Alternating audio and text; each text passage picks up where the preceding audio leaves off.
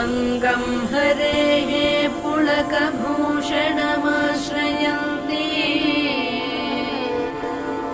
भृङ्गाङ्गनेव मुकुलाभरणं तमालम्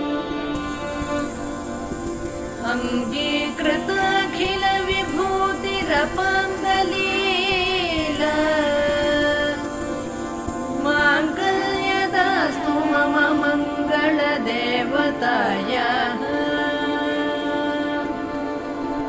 मुग्धा मुहुर्विदधति वदने मुरारेः प्रेमत्रपा प्रणिहितानि गतागतानि मालादृशोर्मधुकरीव महोत्पलेय सा मे श्रियं दिशतु सागरसम्भवायाः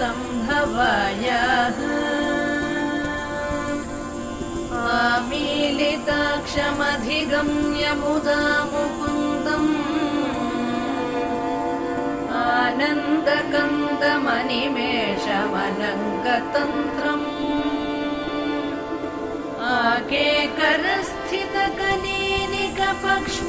आकेकरस्थितकनीनिकपक्ष्मनेत्रम् भूत्यै भवेन्मम भुजङ्गशयाङ्गनायाः बाह्वन्तरे मधुजितश्रुतकौस्तुभेया हारावलीव हरिनीलमयी विभाति कामप्रदा भगवतोऽपि कटाक्षमाला कल्याणमावहतु मे कमलालयायाः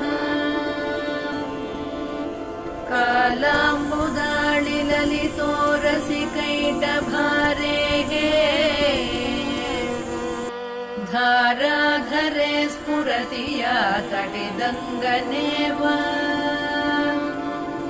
मातुः समस्तजगतां महनीयमूर्तिः भद्राणि मे दिशतु भार्गवनन्दनायाः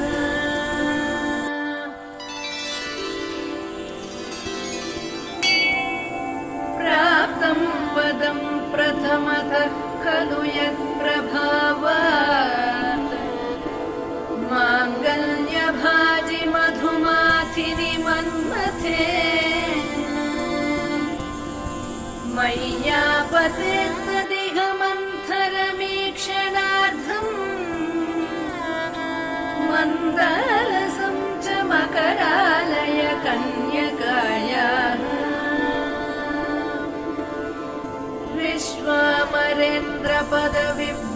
विश्वामरेन्द्रपदविभ्रमदानदक्षम्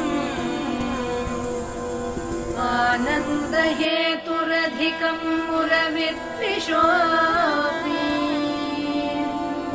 ईशन्निषीदतु मयि क्षणमीक्षणार्थम् इन्दीवरोदर सहोदरमिन्दिरायाः इष्टाविशिष्टमतयोऽपि यया दयार्द्र दृष्ट्या त्रिविष्टपपदं सुलभं लभन्ते दृष्टिः प्रहृष्टकमलोदरदीप्तिरिष्टा पुष्टिं कृषीष्ट मम पुष्करविष्टरायाः दद्यादयानुपवनो द्रविणाम्बुधारा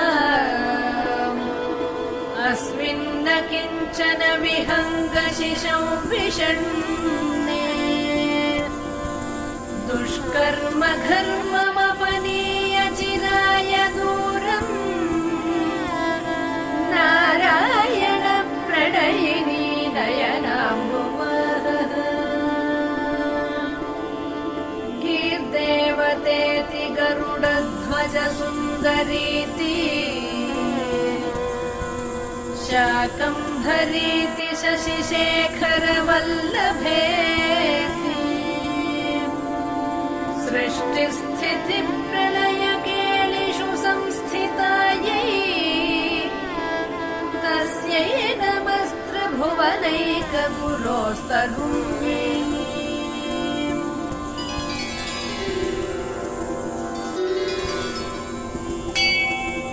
श्रुत्यै नमोऽस्तु शुभकर्मफलप्रसूत्यै रत्यै नमोऽस्तु रमणीयगुणार्णवायै शक्त्यै नमोऽस्तु शतपत्रनिकेतनायै पुष्ट्यै नमोऽस्तु पुरुषोत्तमवल्लभायै नमोऽस्तु नालीकनिभाननायै नमोऽस्तु दुग्धोदधिजन्मभूम्यै नमोऽस्तु सोमामृतसोदरायै नमोऽस्तु नारायणवल्लभायै नमोऽस्तु हेमाम्बुजपीठिकायै नमोऽस्तु भूमण्डलनायिकायै नमोऽस्तु देवादिदयापरायै नमोऽस्तु शार्ङ्गायुधवल्लभायै नमोऽस्तु देव्यै भृगुनन्दनायै नमोऽस्तु विष्णोरुरसिस्थितायै नमोऽस्तु लक्ष्मी कमलालयायै नमोऽस्तु दामोदरवल्लभायै नमोऽस्तु कान्त्यै कमलेक्षणायै नमोऽस्तु भूत्यै भुवनप्रसूत्यै नमोऽस्तु देवादिभिरर्चितायै नमोऽस्तु नन्दात्मजवल्लभायै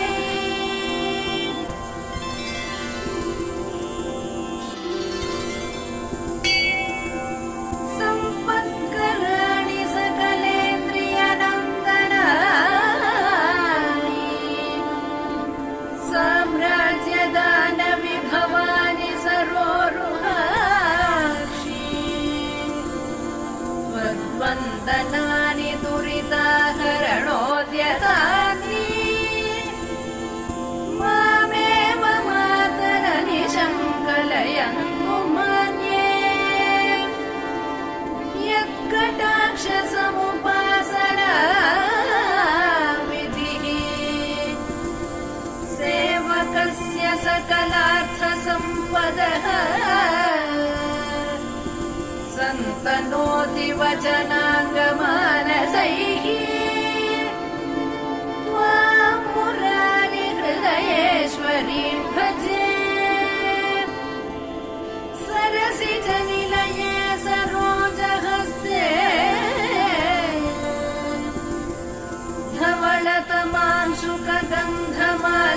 धवलतमांशुकगन्धमाल्यशोभे भगवति हरिवल्लभे मनोज्ञे त्रिभुवनभूतिकरि प्रसीद मह्यम् दिग्हस्तिभिः कनककुम्भमुखावसृष्ट स्वर्वाहिनी विमलचारुजलाप्लुताङ्गी प्रातर्नमामि जगतां जननीमशेष लोकाधिनाथ गृहिणीममृताब्धिपुत्री कमले कमलाक्षवल्लभे त्वम्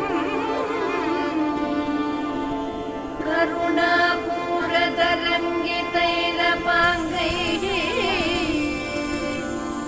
अवलोकय मामकिञ्चनानाम् प्रथमं पात्रमकृत्रिमं दयायाः